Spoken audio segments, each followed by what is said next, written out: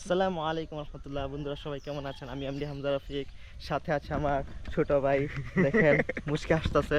আসলে আমাদের plan video করার না, আমরা যাইতেছি এক জায়গায়। তো এখানে আমাদের হাতে ক্যামেরা আছে দেখা ভাবতেছি যে কিছু ভিডিও করি আর আপনাদেরকে দেখাই।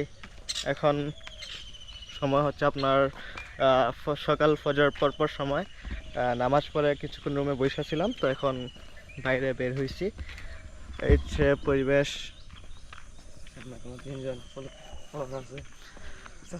আমাদের গ্রামের রাস্তা মার্শাল অনেক সুন্দর, কিন্তু এই যে এখান থেকে ভেঙে গেছে অনেকখানি। আবার এটা মেরামতের কাজ চলবে সামনে।